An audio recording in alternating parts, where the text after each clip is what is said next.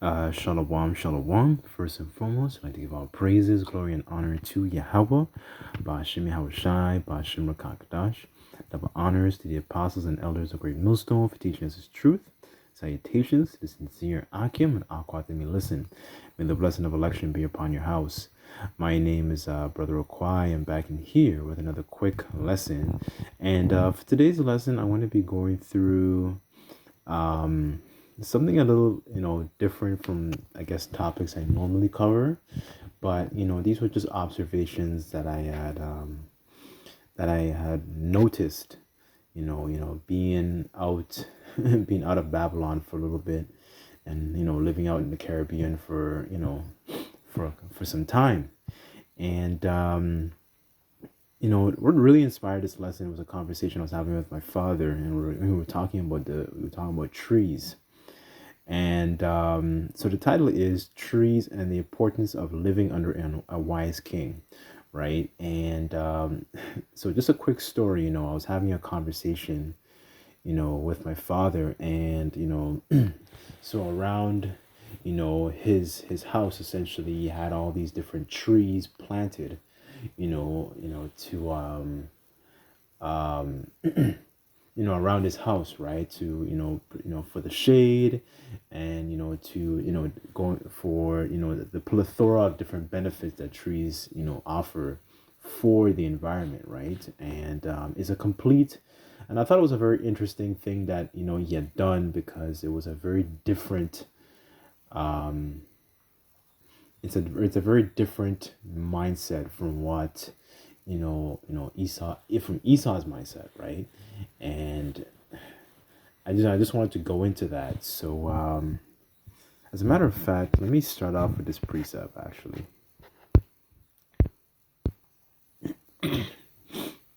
This is Sirach chapter 10 verse 1, and it reads, a wise judge will instruct his people, and the government of a prudent man is well ordered.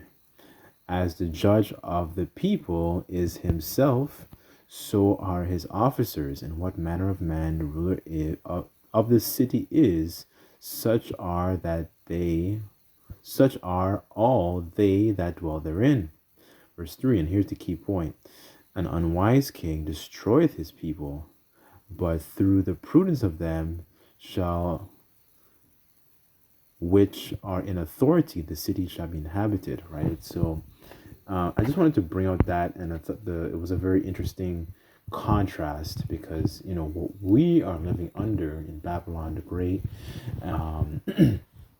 is living under an unwise king, right?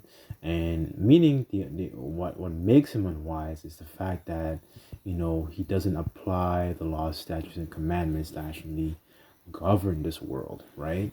And even though my father he's not like a somebody of well renowned, there are just things that that Israelites tend to do in their spirit to actually help and benefit the earth, right? And I just thought it was very, very interesting. So what I want to do before I ramble on too much, I just wanted to go into a couple of the benefits of trees. This is a very lesson is kind of just it's a little bit of, I guess, out of character for me, but I just wanted to bring this out to understand the difference, and knowing that what we live under, and especially in Babylon the Great, and countries that follow after its ways and drink of that wine and those philosophies, is not normal. So the article says here, 6 ways trees benefit all of us. So it says the following: trees have been with us throughout our lives, our whole lives. They are background of a favorite memory, and that welcome a patch of green, our eyes seek as we gaze out our windows. An activity we're doing a lot these days. While they are silent, stationary trees hold tremendous powers, including the power to make all of our lives better and healthier. If tree has power, a forest has even more. What superpowers trees do have? So first it says here, trees eat greenhouse gases that cause climate change for breakfast. So here it says trees making trees food making process photosynthesis involves absorbing carbon dioxide from the air and storing it in its wood. Trees and plants will store this carbon dioxide throughout their lives, helping slow the gases buildup in our atmosphere that has been rapidly warming our planet. Right, and down here, I'll just read another.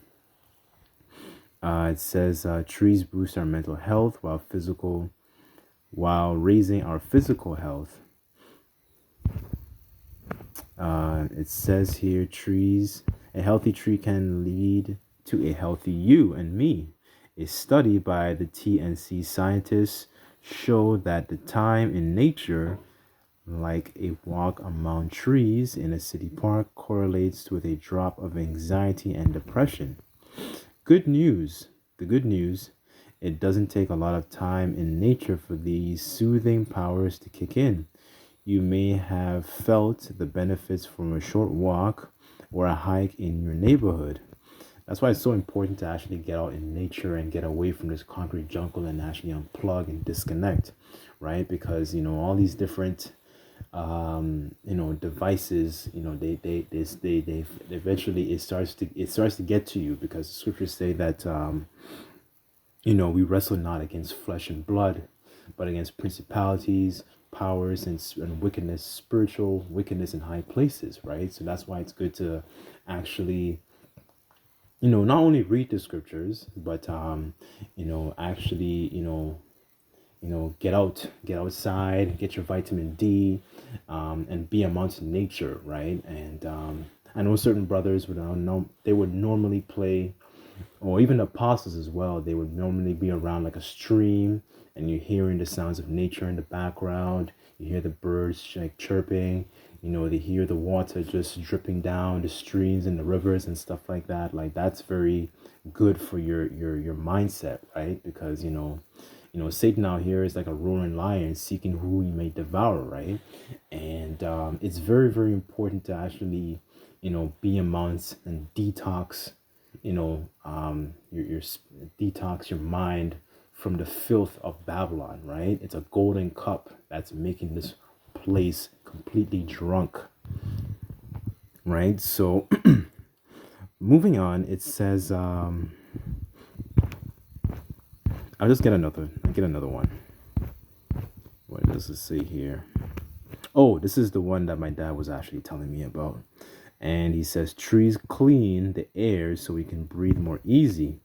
Leave it to the leaves. Trees remove the kind of air pollution that is most dangerous to our lungs. Particulate matter. It says this pollution arises from the burning of fossil fuels and can reach dangerous concentrations in large cities as well as the neighborhoods near highways and factories. And another thing I noticed by actually contrasting this environment to actually being out in the Caribbean islands is the fact that even though we may not see the pollution per se, I thought it was very interesting that in the night sky, for example, you have to actually leave the city to actually see the stars. And that was one of the things I was like, see the moon, see the stars and stuff like that. And you can actually, now coming back, is actually noticing the contrast in the environment, and noticing that this environment is not healthy and conducive for sustaining human life, right? And it's crazy that especially in the city, as studies have come out, in the city life, it's tend to be a lot more what's the word I'm looking for? People tend to be more depressed and anxious, right? That's why it's so important to be amongst nature, also, the brethren, the brothers in the camp, you know, and that, like, these things are very, very important for our mental health, right? So I'll just leave it there. There's more to this. It says trees give a life to the wildlife we love, right? And trees cool down your life, right? And that was one of the things that that I actually had learned, that trees, clean up the air, right? So that was one of the reasons that my father taught me, and I just thought I would share this, and just bring out this short article, because these things are very, very important to understand, that the environment we live in is not a healthy environment to actually sustain the life. That's why this place has to go, right? This is Isaiah chapter 24, verse 4, and it reads, "The earth mourneth and fadeth away, and the world languisheth, and fadeth away. The haughty people of the earth do languish." And the haughty people, really starts with these elites, because they think that they have lots of money, status, wealth, the fatness of the earth, like the scriptures describe. They think nothing can actually bring them down, or no one can bring them down, for that matter. Verse 5, it says, "The earth is also defiled under the inhabitants thereof, because they transgressed the laws, changed the ordinance, and broken everlasting covenant. Therefore the curse devoured the earth, and they dwell therein that are desolate. Therefore the inhabitants of the earth are burned, and a few men left." Right? And the earth is defiled because a lot of these companies that are ran by Esau, it's defiling the environment. Esau only strictly cares about capital and cares about profit, rather than actually learning to actually essentially take care of the earth, right? This is why we have laws in our customs, such as a land Sabbath, right? Allowing the land to actually rest. These are the things that, under a wise king, under Yahushai, these things were actually going to be put in place to actually maintain the earth. But however, because we live under an unwise king, an unwise king only cares about profit. So you have profit, that's like the number one, and then the earth, it takes a back seat. The welfare of your people take a back seat. Everything else takes a back seat, but wealth is strictly at the top. So you have people, they working and at a crazy amount of hours, and that's not normal. This is why we have a Sabbath, right? Like a day of rest to actually recharge and recharge our spiritual batteries, so to speak. As a matter of fact, let me get another quick precept. Okay, this is Proverbs chapter 29, verse 2, and it reads, "When the righteous are in authority, the people rejoice, but when the wicked beareth rule, the people mourn," right? And the people are in Babylon in a state of mourning, because it's not a healthy environment to actually bring forth children and actually have a family, so on and so forth, or even raise children too. You have to be so mindful of all the philosophies that are being pushed down their throats. And the people are mourning because the cost of living is going up, and people are not are unable to afford their their daily, essentially their daily bread, right? So they're working a substantial amount of hours to actually pay for things, and it's not the budget, the cost of things are not going down. They just keep going up, right? So the people are in a state of mourning because why? Simply and really and truly because the wicked are in rulership, right? So And there's like countless documentaries of a lot of these companies, especially like I bring up this example a lot about this one company known as Shell, the gas company. They completely decimated the some of the lands in Nigeria known as the Ogoni land. And that place has not recovered because the natural streams and rivers and people actually use to actually bathe and drink from, they're completely carcinogenic, and you can't use these things. And that's what a lot of these companies do, when they go into particular places, where you tribes are even situated, or whether it's in America, but most around where you tribes are definitely situated, right? They always leave these countries in shambles, in more corruption. That's another reason why people are mourning.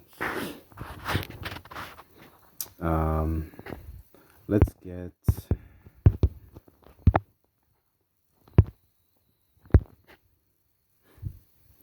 okay. This is Matthew chapter 24, verse 22, and it says, and except those, Yahweh Shai speaking, and it says, and except those days should be shortened, there should no flesh be saved. But for the elect's sake, those days shall be shortened, right? And this is what we want, because we need to be rescued out of this environment, right? It's not a healthy environment to actually, and it's not a healthy environment that even bring forth promotes life. It's an environment that completely promotes death. For example, you have the constant push for the alphabet lifestyle. You have the chemtrails, you have pesticides in the food, a plethora of different problems where, we need a savior, right? We need help. We need rescuing out of this hellish condition that we're in, right? So, anyways, I didn't want to make the lesson too long, but, I just wanted to bring out this quick observation that I noticed.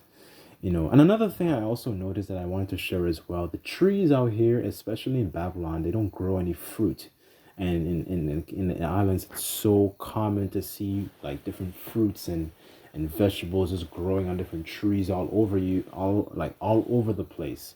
And I thought that was a very interesting thing that I noticed as well. That's not common at all. You don't see trees around in the city that actually are bearing any fruit at all. They're fruitless, right? So anyways, I don't want to ramble, but hopefully this video made sense, and you brothers and few sisters got something out of this.